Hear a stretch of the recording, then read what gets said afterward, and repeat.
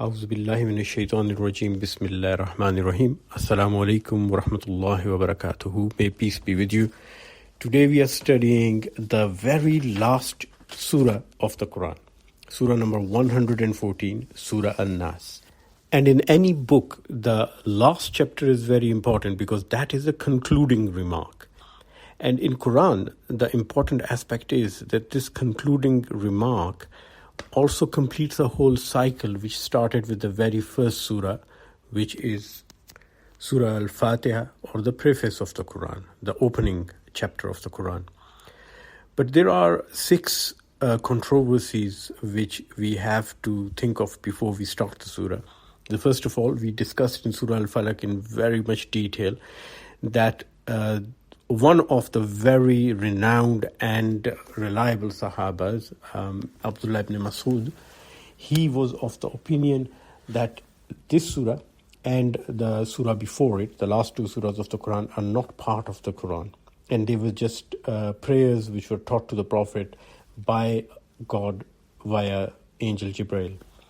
And the rest of all the companions of the Prophet believed that these are part of the Quran. And we talked about it, why that happened. He had a misunderstanding, a misconception. He never had the need to clarify it with the Prophet. Whereas other companions, they had spoken to the Prophet and the Prophet had said that these were parts of the Quran.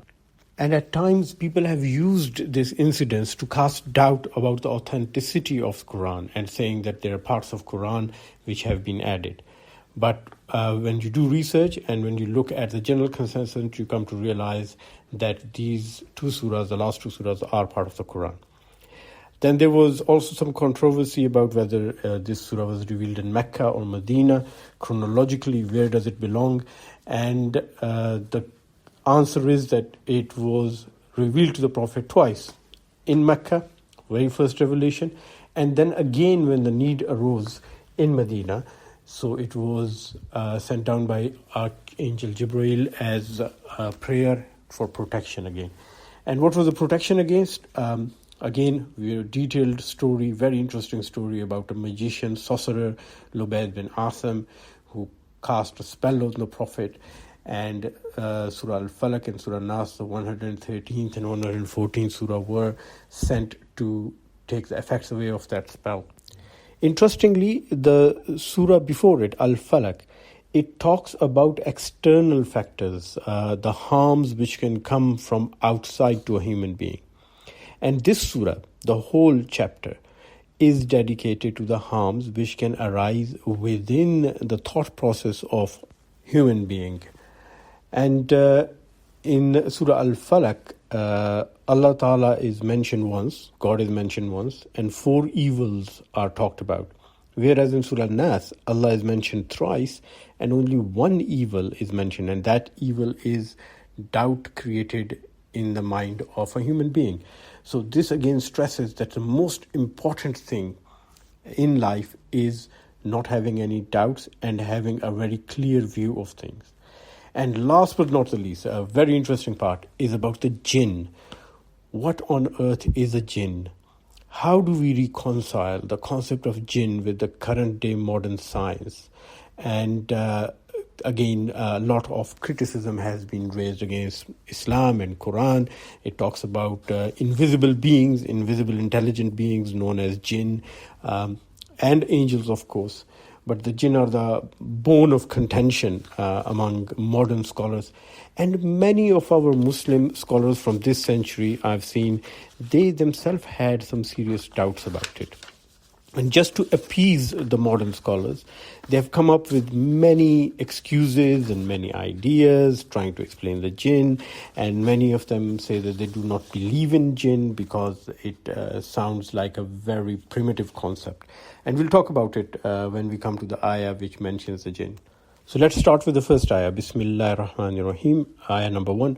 Qul a'udhu bi rabbin nas. Say, I seek refuge with the sustainer of humankind.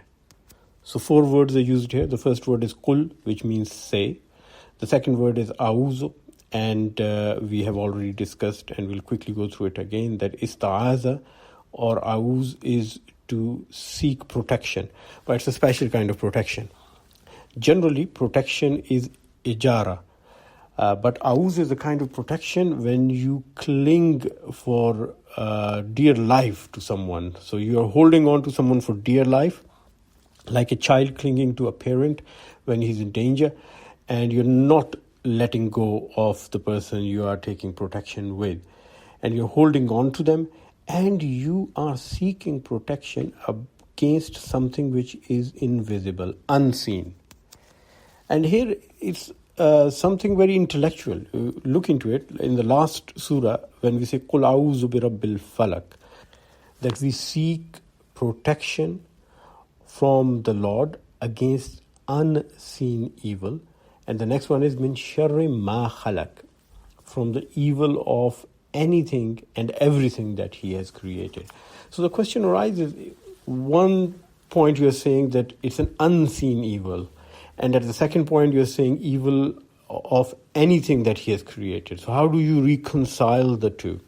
And the answer is that we can see some evils and there are some evils we cannot see. So if something is very obvious, it's easy to protect yourself. So if you see a cobra snake right in your path, you can avoid the snake and you can walk away, or you can try to kill it and save yourself. But if it is hiding in the bushes and you step on it and you have not seen, the evil will become manifest later when it bites you. And by then, it is very late.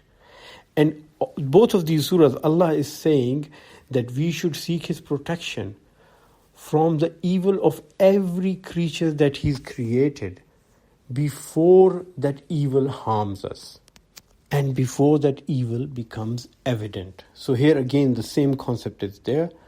We are seeking refuge with the sustainer. So the word Rabb, which is generally translated as the Lord or the sustainer, is actually a very comprehensive word, and it has 7 elements to it.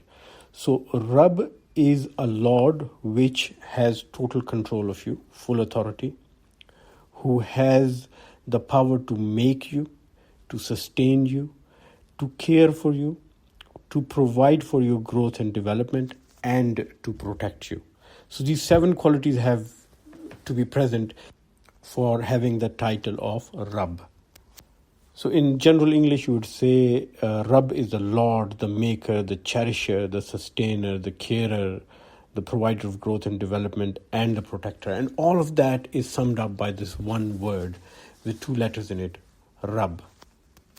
And the last word of this ayah is NAS, which means mankind or humankind, commonly sometimes translated as people. Ayah number 2 is Malikin NAS, which means the king or the sovereign of mankind. Ayah number 3 is Ilahin NAS, which means the God of mankind. So you see a beautiful transition here. We start with the Lord. I mean, there can be many lords. A lord can have as little as 1 person under his or her command. So even if you own 1 person, you are a lord. And then the transition goes up to king of mankind. A king has many subjects. And then from the king, the next step up is Ilahin Nas, God, because God has all the kings under him. So basically, lords have people under them, which could be as little as 1. And kings have many lords under them with many people under their control. And a God controls all the kings and all the lords and all the subjects of the lords. What Allah is telling us here is that for mankind, He is the Lord, He is the King, and He is the God, and no one else. We are not a slave to anyone else. We are all free and we are all equal. We have equal rights and we are all given duties by God. And if there is any concept of a Lord or a King and a God in the absolute term, it is only and only for Allah and no one else. So now read again. Qul a'udhu bi rabbin nas, malikin nas, ilahin nas. He is the only one who's the Lord of people, the only one who's the King of people, the only one who's the God of people. Because He's the only one who's created them. He is the only one who cares for them. He is the only one who owns them. And He's the only one who provides for them. No one else can do that. But then we ask, what are we seeking all this protection against? And the answer comes in the 4th ayah. Min sharril waswasil khannas. A simple translation says, from the evil of the whispering, elusive tempter, which creates more confusion than it explains. So let's go word by word. Min sharrin, from the evil of. Now, shar is the word used for evil, but shar is an evil which is very obvious. The word shar is very similar to sharara, which means a spark. So just like a spark is obvious, and a spark of fire, when it flies in the air, you know wherever it's going to land, it's going to cause problem, and you step back from it. Similarly, the evil which becomes very obvious, and you know it's going to hurt you.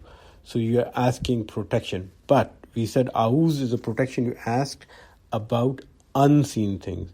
So you are asking protection from this evil even before it is becoming manifest. So you are saying to God, King of men, Lord of men, God of men, protect me from the evil even before it becomes apparent and manifest to me. And what kind of evil is it? Al-waswas il-khannas. In English language, we translate it as a whisper. But in Arabic language, it is not just a whisper. The general word in Arabic language for a whisper is hamasa. And hamasa could be a good whisper. Somebody could whisper a good news to you, say, congratulations, you've been elected the president of a country. Or it could be a bad whisper. Say, sorry, got bad news for you. So that would be a hamasa. But waswasa is the kind of whisper which is always bad. It's never good. So a bad whisper which creates doubts, which creates confusion, and which brings bad news to you is a waswasa. And the word used here is waswas. Now, if it was the whisperer, we would use the word mawaswis. And if it was the act of whispering, to whisper, we would say viswas. But the word used here is waswas, which is different from waswis or viswas.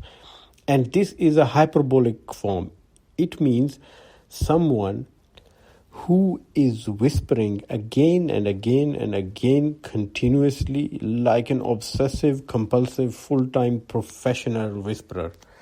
So it's his job. He is going to keep on coming and putting these ideas into your mind, giving you bad news, bad ideas, creating doubts in your heart. That person is known as waswas. And to make it even more profound, al-waswas is used here, the absolute, really big time, number one, number uno whisperer, which we all know is an attribute of the devil or the shaitan. And the last word of this ayah, al-khannas, is giving us another characteristic of this whisperer. Khanis means someone who steps back. And khannas means someone who keeps stepping back. But to keep stepping back, you have to move forward and back, forward and back. So this is a person who is on retreat and attack, retreat and attack. So he steps back, gives you space, and as soon as you're a bit calm, he steps forward, creates doubt in your heart again. And then steps back, gives you a little bit of time to reflect on it, see how you react, whether you are coming to terms with it or whether you're affected by it, and then attacks again. So this is a relentless activity of stepping back and stepping forward and retreating and coming back and attacking again and again. And next ayah describes where do these doubts go, where are they created. Allazi yuwaswisu fi sudurin nas, who whispers in the chests of men. Many people have said it's the hearts of mankind or hearts of men. Not right. The word for heart is qalb and hearts is qalub, the plural form. Here Allah is using the word sudur, which means the chest, the thoracic cavity. Now what's in the chest? You've got a rib cage, you've got lungs, and lungs have got air in it, and then there's the heart in there. So what Allah is saying is that He doesn't go straight to your heart, because a doubt is a peripheral thing. When you create doubt, you are just flirting with the peripheral thought process of a person. If you go straight to the center of your thinking process and try to alter that, that's not a doubt anymore. That's a confirmed thought or a delusion if it's not the right thought. But Allah says that this whisperer, he would bring doubts and just leave them around your heart. It leave a bit of a doubt in your mind. And that would grow. Either you'll take it or you'll reject it. And it will grow and it would cast a big gloomy shadow on your thought process. And then Allah answers in the next ayah who this person is. Minal jinnati wan nas. Whether they be from the jinn, the invisible beings, or from mankind. So let's start with the jinn first. Now this is a very controversial topic, and as I said earlier, there have been many attempts to try and change the nature of discussion about the jinn. The modernists among the Muslims, they're very embarrassed. They're apologetic. They're embarrassed about the concept of jinn. It's such a primitive thought, having genies around you and genies in the world. It's like stories from Aladdin. And they try to reconcile with this concept using the current scientific knowledge, and they're trying to go on an appeasement policy, seeking approval of the non-Muslims, especially the scientific community. And they try to say, oh no, jinn means people you've never seen before. Jinn means maybe bacteria and viruses, microscopic organisms. It is not an entity. It's not an intellectual being. It's not a different kind of a being. It is just a variation of mankind. But before we talk about the Islamic concept of jinn, which is very integral to the concept of belief in God, and I'll explain to you why it is so integral, let's talk about jinn. The word jinn is a genius word. In fact, the word genius in English language comes from genie. In olden time, the concept was that every human being has a genie. And some human beings have these genies which come and help them. And they provide information to them from the unknown, from faraway lands, and they bring them knowledge. And people who had this knowledge, which normal people did not have, they were known as geniuses. So even the modern English word genius comes from the old concept of having genies living with human beings, invisible forces, which can bring you news and information and knowledge. In Christianity, the concept was there as demons, and the same concept of demons is found in Hinduism, in Sikhism, in Buddhism, in almost every religion of the world. In Judaism, they even have a particular name for it known as Shadim. And the concept of Shadim is very similar to the concept of jinn. So what I don't understand is, why do we have to be on the defensive, and why do we have to feel so guilty and embarrassed about a concept which is shared by the whole of mankind throughout history? Even the non-religious people today are using the word genius, which is coming from genie. And this is probably one concept on which all human races and societies and groups and anthropological subgroups of human race agree upon. So this is a very common concept, and there must be some substance to it for it to be present there among each and every human society throughout history. Now let's come to the Arabic word jinn. The Arabic word jinn is from the root word Jannah, and Jannah means concealed, something which we cannot see. This is the same reason why a garden like the paradise garden, Jannah, is known as Jannah, because the land is concealed by vegetation. When you have a lot of grass and trees and bushes growing on it, you cannot see the land itself. And that's why such a land which is covered, which is concealed by greenery, is known as Jannah. And the early Mufassirin, the people who give the explanation of the Quran, like Johari and Raghib, they have said that Jinn means something, or Jinn and Jannah, both of them, they mean something which is concealed from human senses. And this is where it becomes a very important concept of Islam. When you read the start of the Quran, Allah says that people who believe are the ones who believe in the unseen, al-ghaib. This is a very strong teaching of Islam, that human beings, their abilities of perception are limited. So al-ghaib is the realm of the unseen, something which is beyond the reach of human perception.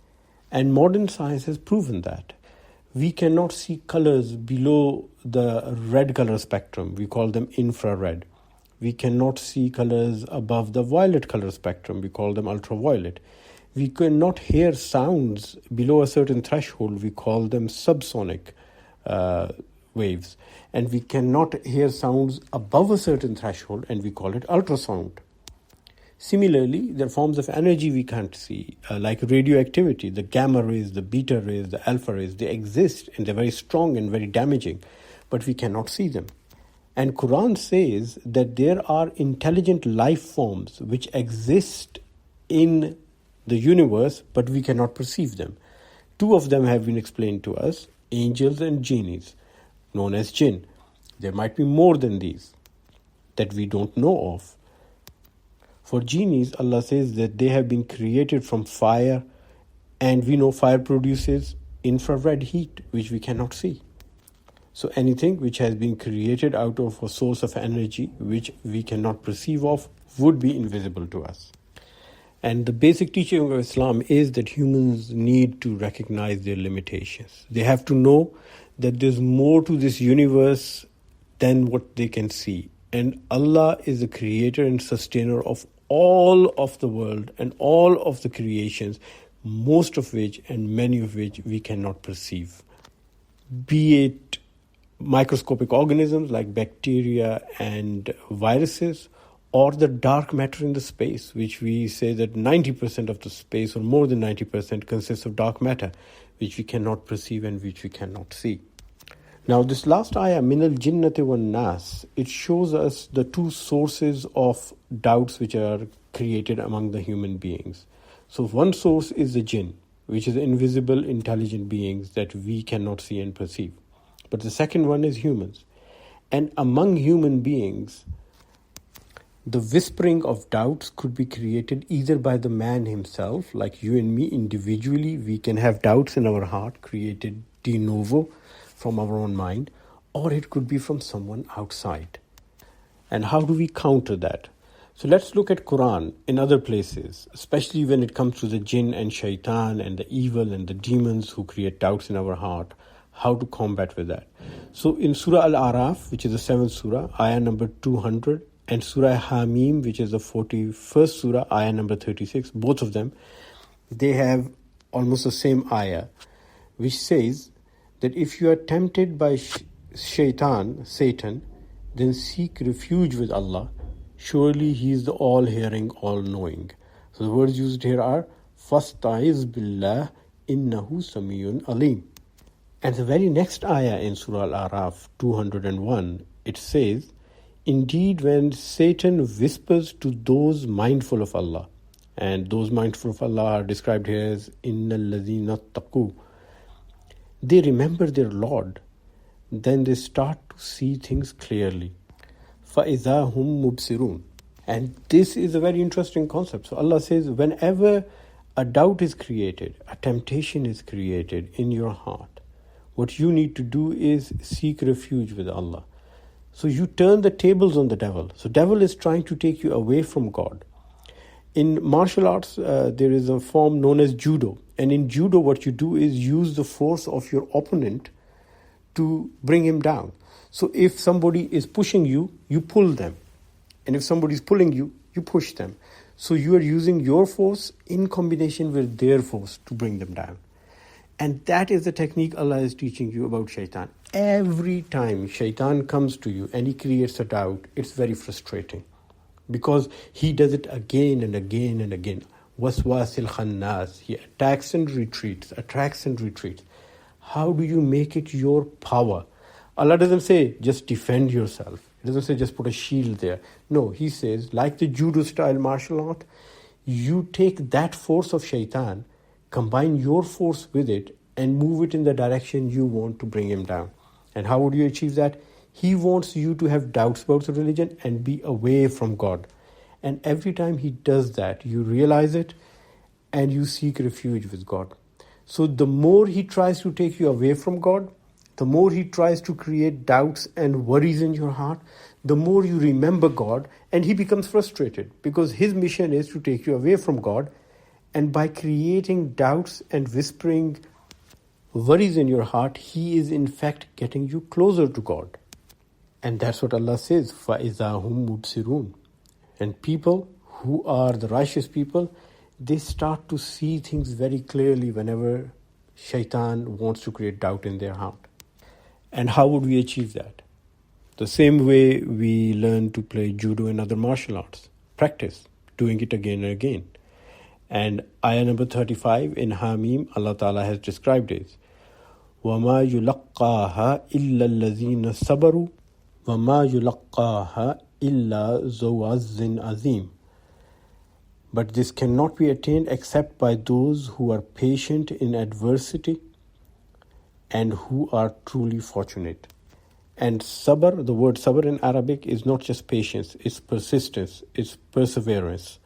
So when you persevere in adversity, when you stick there, you don't give up, then you get this quality and then you learn this skill, and then you are the truly fortunate. Because every time someone is trying to break down your confidence, someone is trying to bring you down, you actually bring them down. So you turn your weakness into your strength, and you turn all your weaknesses into your strengths. The second part of the doubts, the waswas, the whispering, comes from humans themselves. Now it's easy to identify other people creating doubts in your heart and in your mind. Humans have the capacity and the capability of doubting themselves, creating automatic negative thoughts. And in Surah Kaf, which is the 50th Surah of the Quran, in ayah number 16, Allah has described that. And Allah Ta'ala says, وَلَقَدْ خَلَقْنَا الْإِنسَانَ. Indeed, it is we who have created human beings. وَنَعْلَمُ مَا تَوَسْوِسُ بِهِ نَفْسُهُ. And we fully know what their innermost self whispers to them. وَنَحْنُ أَقْرَبُ إِلَيْهِ مِنْ حَبْلٍ وَرِيدٍ. For we are closer to them than their jugular vein. And the Prophet in his Jummah khutbah used to say, نَعُوذُ بِاللَّهِ مِنْ شُرُورِ أَنفُسِنَا. I seek protection of Allah from the evil of my own self. And that is probably one of the most difficult things to acknowledge, to understand and combat. And the method to deal with it is the same as it is for the method to deal with the devil, with shaitan. Martial art, judo style. Make your weakness your strength. Every time you doubt yourself, you stand up to yourself and say, I seek protection with Allah, and I know this doubt is wrong.